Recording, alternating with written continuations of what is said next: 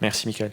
On avance avec implant add-on, option intéressante pour la correction d'une anisométropie mal tolérée du pseudophaque. Romain Mouchel. Faut pas qu'on reprenne de retard, mais la transition est bien faite puisque c'est une patiente du docteur Assouline, alors c'est rigolo. Il m'a demandé de contrôler un M1 de cataracte à Aix-les-Bains d'une patiente qu'il a suivie à Paris depuis 2019 et qui présente un kératocone qu'il a traité au niveau de l'œil gauche avec pose d'anneau intracornéen associé à un Topoliink cross-linking, je sais pas, peut-être.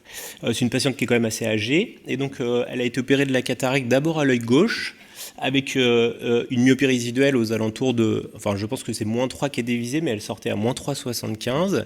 Et il a opéré également l'œil droit, qui était quasiment hémétrope. Alors, il y a un petit cône aussi sur cet œil.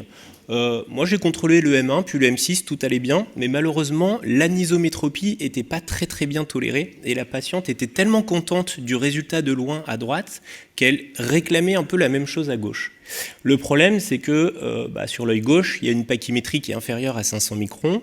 Il y a déjà un anneau, il y a déjà eu un laser réfractif de surface. Donc, il n'y avait plus beaucoup de solutions pour lui proposer une alternative pour essayer de réduire cette anisométropie.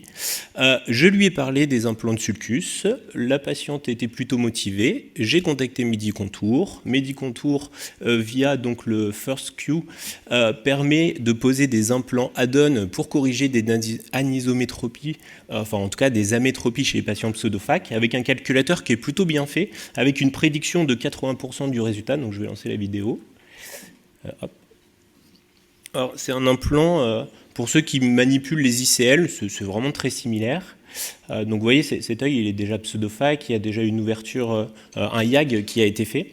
Et vous allez voir que ça ne pose pas du tout de problème pour la pose de ce type d'implant. Donc l'implant n'est pas préchargé, il faut le charger soi-même.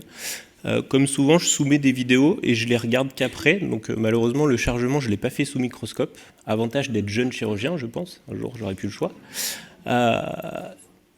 Donc on ne va pas voir comment je l'ai chargé. Mais donc il y a deux possibilités. Le laboratoire conseille de le mettre avec un bombement vers le haut, comme les ICL. Je sais qu'il y a certains chirurgiens qui le bombent vers le bas. Après, je pense que c'est une histoire d'habitude. L'injection se fait sur une incision de 2,2 mm. C'est assez impressionnant quand ça sort, c'est des implants qui sont assez gros. Ensuite, donc, il faut placer les 4 petites pattes dans le sulcus. Geste relativement facile, même si elles sont quand même un peu longues.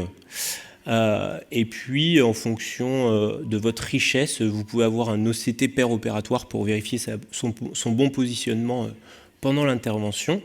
À Lyon, c'est bien connu, on a beaucoup d'argent, donc voilà, on a cet OCT pour le vérifier, c'est super. Même à l'hôpital, Alexandre est là-bas, même à l'hôpital, il y a l'OCT, c'est sympa. Et voilà.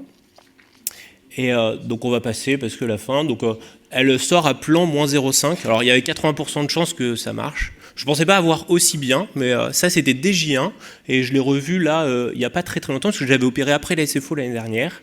Et donc elle a besoin de lunettes de près, mais elle est plutôt contente du résultat et voilà. Donc c'est une option intéressante pour les patients qui tolèrent mal les bascules quand on ne peut pas toucher à la cornée, quoi. Je vous remercie pour votre attention.